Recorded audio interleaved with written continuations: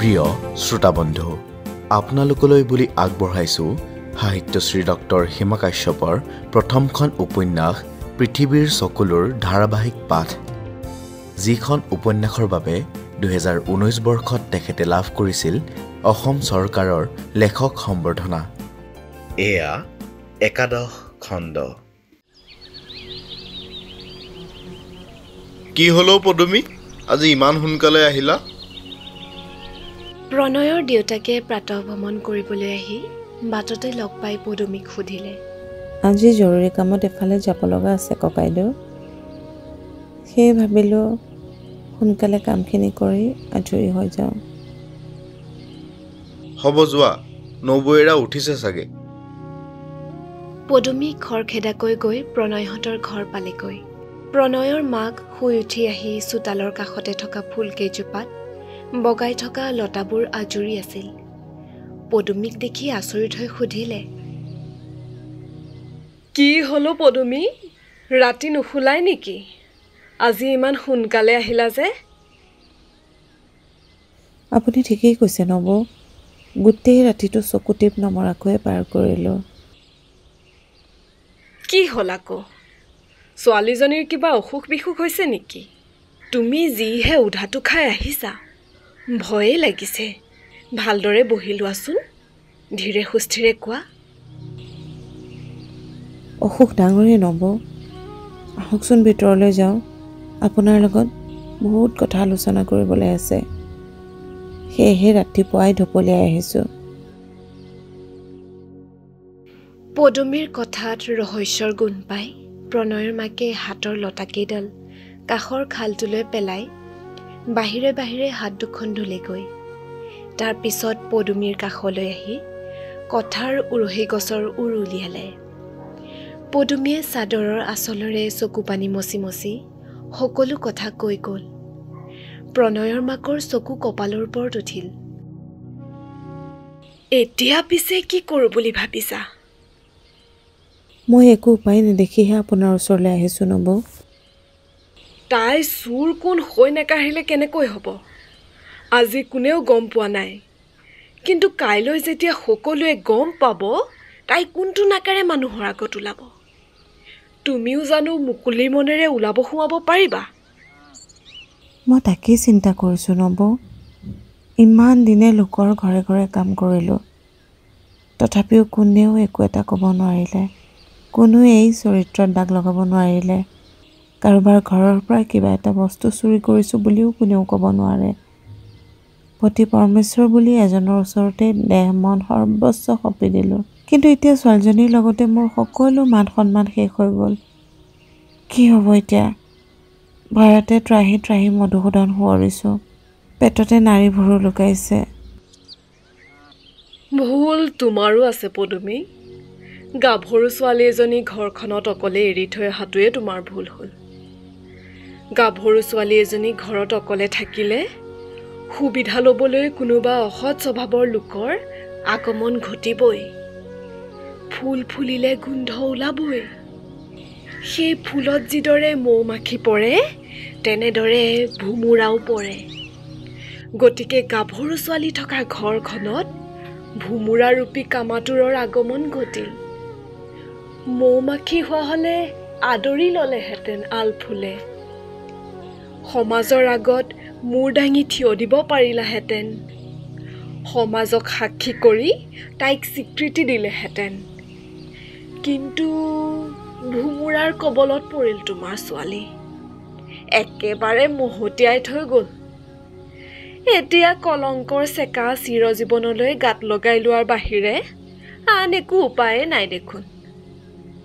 তুমি তাইক চকু দিব লাগিছিল। সিহঁতে কোনটো ভাল কোনটো বেয়া বুজিব নোৱাৰে নহয়, সেয়েহে কাৰোবাৰ চলনাত ভুল গ'ল।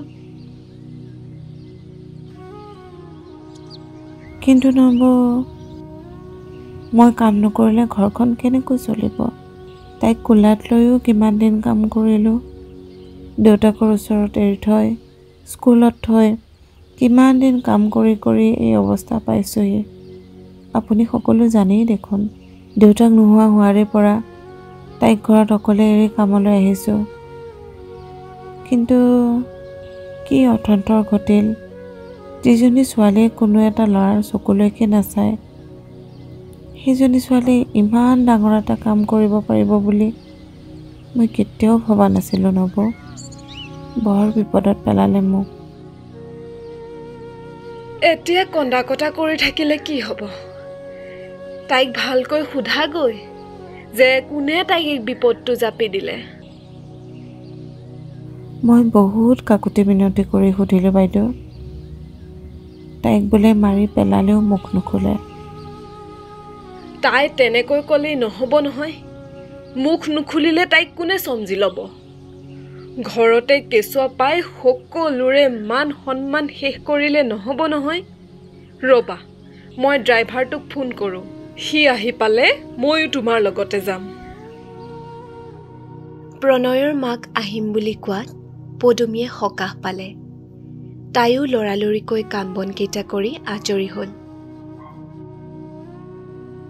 আধা ঘণ্টামানৰ মূৰত গাড়ী চালক ল'ৰাটো আহি পালে।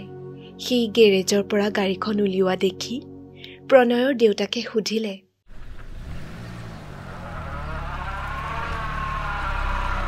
ঐ ৰাতিপুৱাই গাড়ী উলিয়ালি যে, এওঁ কেনিবা যায় নেকি?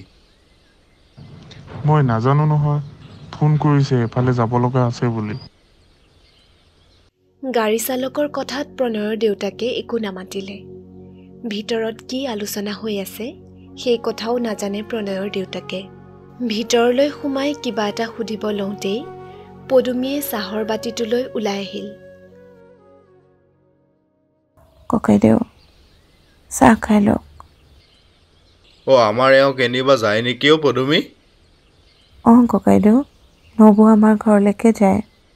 কি হ'ল, ছোৱালীজনীৰ অসুখ নেকি? পদুমীয়ে কেৱল বুলি কৈ ভিতৰ সোমাল। তাৰ পিছতেই প্ৰণয়ৰ মাক সাজি কাচি ওলাই আহিল। আপুনি গা পা ধুই আজৰি হয় এই টেবুলতে থোৱা জলপানখিনি খাই ল'ব। মই পদুমীহঁতৰ ঘৰৰ পৰা আহোঁগৈ। ময়ো যাওঁ নেকি? কোনো প্ৰয়োজন নাই, মই সোনকালেই আহিমগৈ। প্ৰণয়ে ফোন কৰিলে ক'ব মই অকণমান ওলাই গৈছোঁ। কথাকেইটা কৈ প্ৰণয়ৰ মাক গাড়ীত উঠিলগৈ। কিন্তু পদুমী তাইক খোজকাঢ়ি যাবলৈ লোৱা দেখি প্ৰণয়ৰ মাকে ধমকি দিয়াৰ দৰেই কৈ গাড়ীত উঠিবলৈ ক'লে। পদুমীয়ে সংশয় ভৰা মন এটালৈ গাড়ীত উঠিল। ইমান দিনে খোজকাঢ়ি ফুৰা পদুমীয়ে গাড়ীখনত উঠি নিজৰে লাজ লাজ ভাৱ এটাই চুই গ'ল। পুৱাই মাক ঘৰত নোহোৱা হোৱাৰে পৰা ৰীমাই বাৰাণ্ডাখনতে বহি পদূলিলৈ চাই আছিল। অসংখ্য ভাৱনাই হেঁচা মাৰি ধৰা মনটোক বুজাবলৈ বহুত চেষ্টা কৰিছিল যদিও তাই বিবেকক চম্ভালিব পৰা নাছিল। এবাৰ ভাবিছিল মাকক কথাবোৰ কৈ দিব। আকৌ এবাৰ ভাবিছিল কৈ দিলে প্ৰণয়ৰ মান সন্মান সকলো শেষ হৈ যাব। শেষ হৈ যাব তাৰ মাক দেউতাকৰ সুনাম। তদুপৰি এইবোৰ কথা গম পালে সিহঁতৰ ঘৰত মাকে কাম কৰিবলৈ যোৱাটো লেঠা মৰিব। প্ৰণয় নথকা অৱস্থাত তাই কথাবোৰ স্বীকাৰ কৰিলেও কেতিয়াও তাৰ মাক দেউতাকে মানি নল'ব। গতিকে তাই কৰে কি? মনৰ আৱেগত মাকে যদি ক'ৰবাত গৈ কিবা অঘটন কৰিছে তেনেহ'লে তাৰ পিছৰ পৰিস্থিতি কি হ'ব? ইটোৰ পিছত সিটো কথা তাই নিজেই ভাবিছে আৰু নিজেই নাকচ কৰিছে। তেনেতে তাইৰ চিনাকি বগা ৰঙৰ গাড়ীখন পদূলিমুখত ৰলহি। ৰীমা বাৰাণ্ডাৰ পৰাই উধাও হ'ল পদূলিলৈ। তাই কাকো নেদেখাকৈ মাথো ক'লে, মই ভাবিছিলোঁ আপুনি আহিব। সেয়ে মই আপোনাৰ নাম এবাৰো উচ্চাৰণ কৰা নাছিলোঁ প্ৰণয় দাদা। ৰীমাই চিঞৰি চিঞৰি কথাকেইটা কৈ গাড়ীখনৰ ওচৰ চাপি গৈছিল যদিও গাড়ীৰ ভিতৰত প্ৰণয়ৰ মাক আৰু তাইৰ মাকক দেখি থৰথৰকৈ কঁপিবলৈ ধৰিলে। ৰীমাই কোৱা কথাকেইটা পদুমীয়ে শুনিছিল, কিন্তু প্ৰণয়ৰ মাকে শুনিছিলে নে নাই গমকে নাপালে। গাড়ীৰ দৰজাখন খুলি প্ৰণয়ৰ মাক ওলাই আহিল আৰু পদুমীও পিছে পিছে নামি চোতালৰ ফালে দুয়ো আগবাঢ়িল। ৰীমাই পিছলৈ নোচোৱাকৈ খোজ দিলে ভিতৰলৈ। তাই পোনে পোনে শোৱনি কোঠালৈ গৈ বিচনাত শুই দিলেগৈ। প্ৰণয়ৰ মাককো পদুমীয়ে সিহঁতৰ শোৱনি কোঠালৈকে মাতি নিলে। প্লাষ্টিকৰ চকী এখনত তেওঁক বহিবলৈ দি নিজে পীৰা এখন আনি বহি ল'লে। তাৰপিছত প্ৰণয়ৰ মাকেই আৰম্ভ কৰিলে। ৰীমা, উঠাচোন। তোমাৰ ভালৰ বাবেই মায়ে মোক মাতি আনিছে। তুমি মাক নকলেও মোৰ ওচৰত ফাঁকি দিব নোৱাৰিবা। সঁচা কথা কোৱাচোন, তোমাৰ এনে অৱস্থা কোনে কৰিলে? ৰীমাই একো নমতাত প্ৰণয়ৰ মাকে ধমক দি সুধিলে। ৰীমা, তোমাক মই কিবা এটা সুধি আছোঁ, তুমি শুনিছানে নাই? মই সকলো শুনিছোঁ বৰমা, কিন্তু মই আপোনালোকৰ আগত একো কথাই ক'ব নোৱাৰিম। তুমি নকওঁ বুলিলেই হ'বনে? এবাৰ মাত্ৰ নামটো কোৱা, তাৰ পিছত মই নিজেই নি সেই পাখণ্ডৰ ওচৰত তোমাক গতাই দিম। একো লাভ নহ'ব বৰমা, মই জানো। মই সঁচা কথা ক'লে কেৱল তেওঁৰ সন্মান শেষ হোৱাৰ বাহিৰে মোৰ বেলেগ একো লাভ নহয়। ৰীমা, তুমি নিজৰ সন্মানৰ কথা চিন্তা কৰা। আনৰ সন্মানৰ কথা চিন্তা কৰিলে তোমাৰ ভৱিষ্যত অন্ধকাৰ হৈ যাব। প্ৰণয়ৰ মাকৰ কথাত ৰীমাৰ অত্যন্ত খং উঠিল। তাই ভাল বেয়া একো নভবাকৈ প্ৰণয়ৰ মাকক সকলো কথা কৈ দিয়াটোৱে সিদ্ধান্ত কৰিলে। তাই ক'বই লাগিব। বৰমা, মোক যি এনেকুৱা অৱস্থা কৰিলে, তেওঁ সঁচাকৈ এগৰাকী সন্মানীয় ব্যক্তি, আৰু তেওঁৰ মাক দেউতাক তেওঁতকৈ বেছি সন্মানীয়। তেওঁ মোক এইবোৰ কথা কাকো নক'বলৈ শপত দিছিল। মোৰ সকলো শেষ কৰাৰ পিছত তেওঁ মোক বিয়া কৰাম বুলি প্ৰতিশ্ৰুতি দিছিল যদিও মই কিন্তু বিশ্বাস কৰা নাছিলোঁ। তথাপিও মই তেওঁৰ বাবে অপেক্ষা কৰিম বৰমা। হাজাৰ বিপদ আহিলেও মই তেওঁক বিশ্বাসঘাতক হ'বলৈ দিয়াৰ কথা ভবা নাছিলোঁ। কিন্তু আপোনাৰ সাহসক প্ৰণাম জনাই মই সকলো সঁচা কথা কৈ দিওঁ। ৰীমা ক্ষন্তেক থমকি ৰ'ল। কিন্তু প্ৰণয়ৰ মাকে তেওঁ কোন বুলি সোধাত ৰীমাই উত্তৰ দিলে, তেওঁ হৈছে আপোনালোকৰ একমাত্ৰ সন্তান প্ৰণয় চলিহা। কি? প্ৰণয়ৰ মাক আৰু পদুমীয়ে একেলগে প্ৰশ্ন কৰিলে। পদুমীয়ে ৰীমাৰ গালত এটা চৰ সোধালে। মোক কিয় মাৰিছ মা? তোক কেৱল চৰ এটা মৰাই নহয়, তোক মই আজি একেবাৰে মাৰি পেলাম। তই জাননে, সি ঘৰত নথকা আজি 5 মাহ হ'ল। অসমতে নথকা ল'ৰাটোৰ মূৰটো খাবলৈ ধৰিছ তই। মা, মই সেয়ে মুখ নুখুলো বুলি কৈছিলোঁ, কাৰণ মই জানো যে তইও মোক বিশ্বাস নকৰ। দেউতাৰ সকামৰ পিছত আবেলিৰ সেই ধুমুহাজাকৰ কথা তোৰ মনত আছেনে? যি জাক ধুমুহাই মোৰ জীৱনৰ পোহৰবোৰ নুমুৱাই থৈ গৈছিল।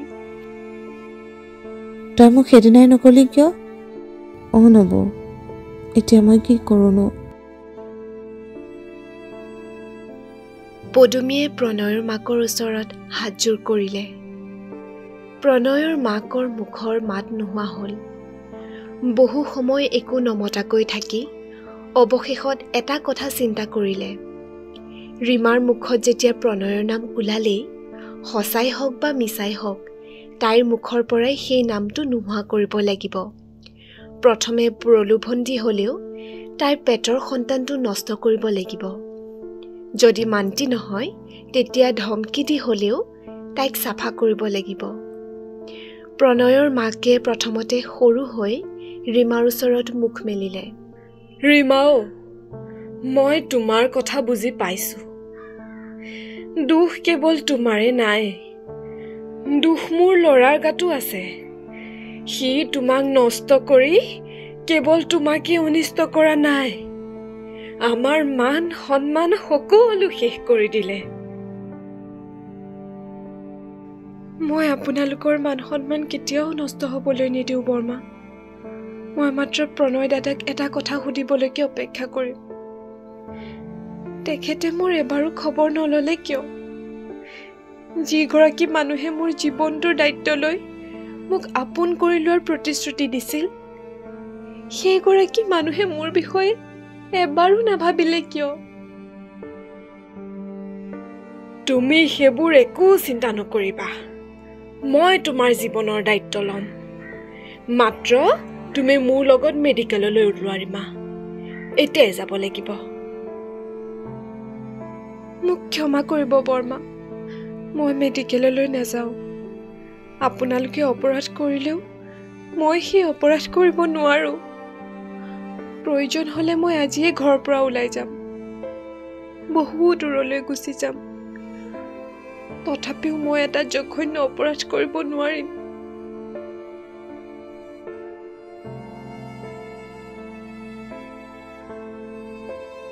প্ৰণয়ৰ মাকে পদুমীক বাহিৰলৈ মাতি লৈ গ'ল। তাৰপিছত দুয়োজনীয়ে ফুচফুচাই কিবা এটা পাতিলে।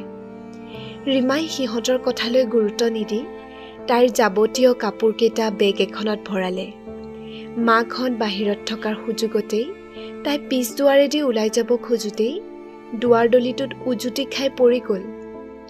ভিতৰত এটা ডাঙৰ শব্দ শুনি পদুমী উধাটো খাই দৌৰি আহি জীয়েকক দুৱাৰমুখতে পৰি থকা দেখি চিঞৰি দিলে।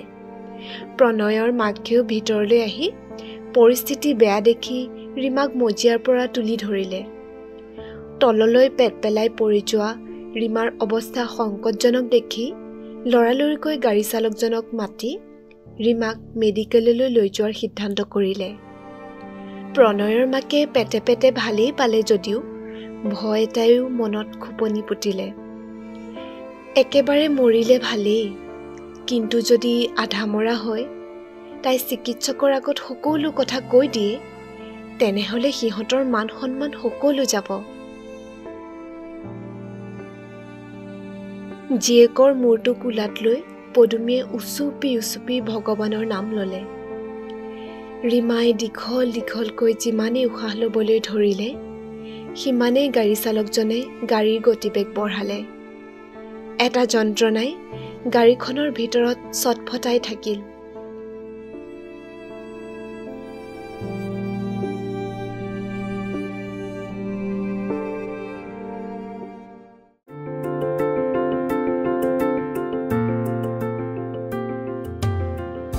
প্ৰিয় শ্ৰোতাবন্ধু, আপোনালোকে ইতিমধ্যে আমাৰ উপন্যাস পৃথিৱীৰ চকুলোৰ ১১টি খণ্ড উপভোগ কৰিলে। এই খণ্ডৰ চৰিত্ৰসমূহ ৰূপায়ণ কৰিছে পদুমীৰ চৰিত্ৰত ডক্টৰ হিমা কাশ্যপ, ৰীমা প্ৰণয়ৰ মাক আৰু কাহিনীভাগৰ সূত্ৰধাৰ ভাৰ্গৱী নাথ, প্ৰণয়ৰ দেউতাকৰ চৰিত্ৰত মণিমুগ্ধ ৰাজ কোঁৱৰ, লগতে সংগীত আৰু সম্পাদনা কৰিছে নিখিল ভৰালীয়ে। আজিলৈ ইমানেই। পুনৰ লগ পাম পৰৱৰ্তী খণ্ডত। ধন্যবাদ।